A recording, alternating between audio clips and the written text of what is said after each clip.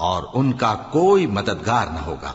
اور جو لوگ ایمان لائے اور عمل نیک کرتے رہے ان کو اللہ پورا پورا صلہ دے گا، اور اللہ ظالموں کو دوست نہیں رکھتا۔ اے نبی، یہ ہم تم کو اللہ کی آیتیں اور حکمت بھری نصیحتیں پڑھ پڑھ کر سناتے ہیں۔ عیسیٰ کا حال اللہ کے نزدیک آدم کا سا ہے کہ اس نے پہلے مٹی سے ان کو بنایا، پھر فرمایا کہ باشعور انسان ہو جا، تو وہ ویسے ہی ہو گئے۔ یہ بات تمہارے پروردگار کی طرف سے حق ہے، تو تم ہرگز شک کرنے والوں میں نہ ہونا۔ پھر اگر یہ لوگ عیسیٰ کے بارے میں تم سے جھگڑا کریں اس کے بعد کہ تم کو حقیقت معلوم ہو ہی چکی ہے، تو ان سے کہنا کہ آؤ ہم اپنے بیٹوں اور بیٹیوں کو بلائیں، تم اپنے بیٹوں اور بیٹیوں کو بلاؤ، اور ہم خود بھی آئیں اور تم خود بھی آؤ، پھر دونوں فریق اللہ سے دعا و التجا کریں، اس طرح جھوٹوں پر اللہ کی لعنت بھیجیں۔ یہ تمام بیانات صحیح ہیں، اور اللہ کے سوا کوئی معبود نہیں، اور بے شک اللہ غالب ہے، صاحب حکمت ہے۔ بس اگر یہ لوگ پھر جائیں تو اللہ مفسدوں کو خوب جانتا ہے۔ کہہ دو کہ اے اہل کتاب، جو بات ہمارے اور تمہارے دونوں کے درمیان یکساں تسلیم کی گئی ہے اس کی طرف آؤ، وہ یہ کہ اللہ کے سوا ہم کسی کی عبادت نہ کریں اور اس کے ساتھ کسی چیز کو شریک نہ بنائیں، اور ہم میں کوئی کسی کو اللہ کے سوا اپنا کارساز نہ سمجھے۔ پھر اگر یہ لوگ اس بات کو نہ مانیں تو ان سے کہہ دو کہ تم گواہ رہو کہ ہم اللہ کے فرما بردار ہیں۔ اے اہل کتاب، تم ابراہیم کے بارے میں کیوں جھگڑتے ہو، حالانکہ تورات اور انجیل ان کے بعد اتری ہیں اور وہ پہلے ہو چکے؟ تو کیا تم عقل نہیں رکھتے؟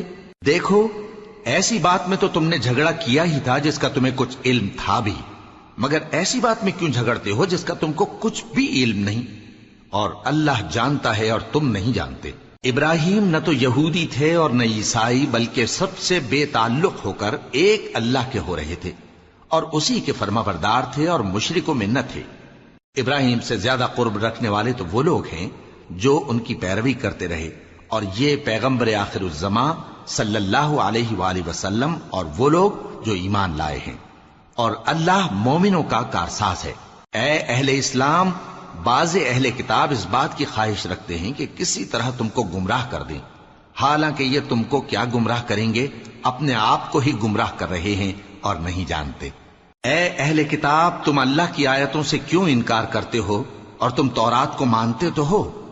اے اہل کتاب، تم سچ کو جھوٹ کے ساتھ خلط ملط کیوں کرتے ہو اور حق کو کیوں چھپاتے ہو جبکہ تم جانتے بھی ہو؟ اور اہل کتاب کا ایک گروہ اپنے آدمیوں سے کہتا ہے کہ جو کتاب مومنوں پر نازل ہوئی ہے اس پر دن کے شروع میں تو ایمان لے آیا کرو اور اس کے آخر میں انکار کر دیا کرو، تاکہ وہ اسلام سے برگشتہ ہو جائیں، اور اپنے دین کے پیروں کے سوا کسی اور کی بات کا یقین نہ کر لینا۔ اے پیغمبر، کہہ دو کہ ہدایت تو اللہ ہی کی ہدایت ہے۔ وہ یہ بھی کہتے ہیں، یہ بھی نہ ماننا کہ جو چیز تم کو ملی ہے ویسی کسی اور کو بھی مل سکتی ہے، ورنہ وہ تم پر تمہارے رب کے روبرو حجت قائم کر دیں گے۔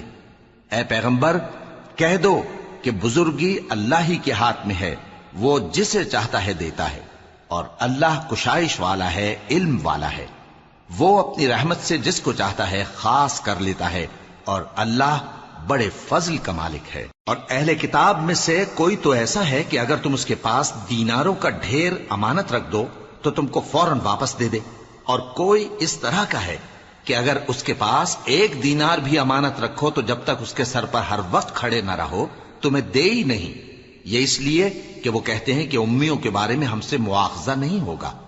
یہ اللہ پر محض جھوٹ بول